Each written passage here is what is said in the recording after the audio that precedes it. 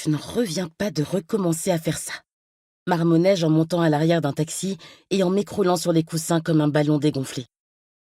Quelques mois plus tôt, je m'étais juré de ne plus arpenter ce chemin au terme d'une saison printanière où j'avais tenté de me remettre sur le marché. Je m'étais juré de ne pas replonger dans le monde des applis de rencontres, et pourtant, je pénétrais bille en tête et de mon plein gré dans le donjon du diable. La solitude a les moyens de vous renvoyer vers les pires situations. À l'approche des fêtes et alors que le monde se mettait en mode cocooning, je partais en chasse pour trouver quelqu'un qui pourrait me changer les idées. Et distraire mon corps aussi, d'ailleurs, si nous parvenions à ce niveau de relation. Cela faisait près d'1 an qu'aucun homme ne m'avait touché. Bien sûr, j'avais des rencarts, mais nous n'atteignions jamais le stade de l'intimité. J'avais l'impression d'être la vieille banane oubliée sur le plan de travail, toute flétrie et peu appétissante. J'étais pratiquement certaine que si un homme touchait à la face interne de ma cuisse, je m'effondrerais comme un flan à la banane. En renouvelant mon inscription sur les sites de rencontres, j'aurais pu jurer qu'il se fichait de ma tête. C'est drôle de te retrouver ici, au lit. Tu te souviens, le printemps dernier, tu te trouvais trop bien pour nous. C'était marrant. Prends une chaise. Tous les crétins que tu as laissés derrière toi la dernière fois, ils sont toujours là, prêts à te lécher les doigts de pied sur la banquette arrière de la Honda Civic de leur mère. Le premier de la liste, c'était Bentley, le graphiste. On devait se rencontrer pour un simple café accompagné d'une pâtisserie.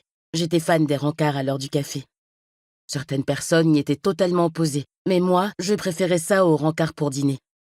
Imaginez, vous donnez un rencard à quelqu'un et ayant à peine entamé les entrées, vous vous rendez compte qu'il n'est pas du tout votre genre, et vous devez rester pour le plat de résistance et faire semblant d'être intéressé par ce mauvais tirage.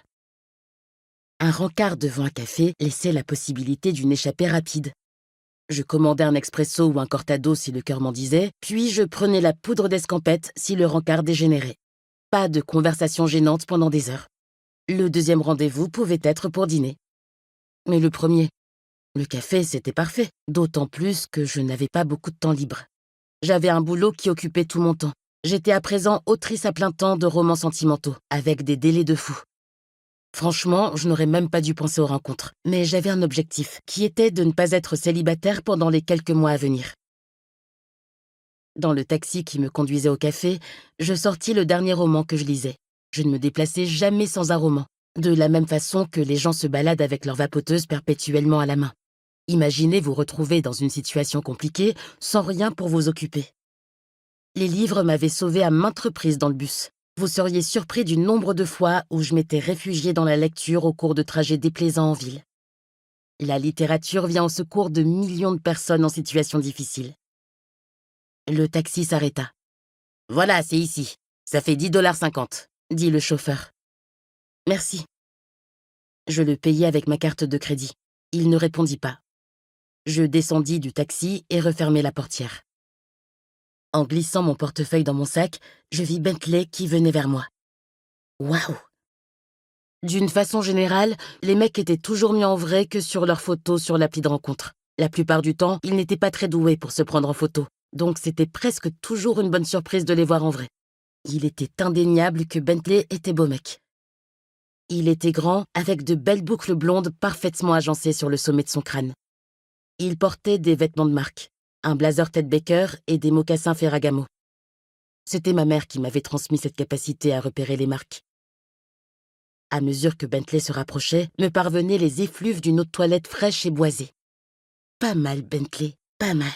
« Salut, Oli, c'est ça ?» dit-il d'une voix grave, caressante, enivrante. Alors qu'il approchait, je regardais ses beaux yeux noisettes derrière ses lunettes Tom Ford. Je souris en rougissant. « Oui, Bentley, enchanté de faire ta connaissance. » Je tendis la main pour serrer la sienne, mais sans m'en laisser le temps, il dit « Tu parais un peu plus forte que sur tes photos. » Incroyable.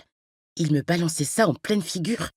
« Plus forte ?» demandai-je en haussant un sourcil. Le sourire que j'avais préparé pour lui s'évanouit aussitôt. « Tu vois ?» Il tendit vers moi ses mains écartées, comme s'il voulait prendre la panse du Père Noël dans ses bras.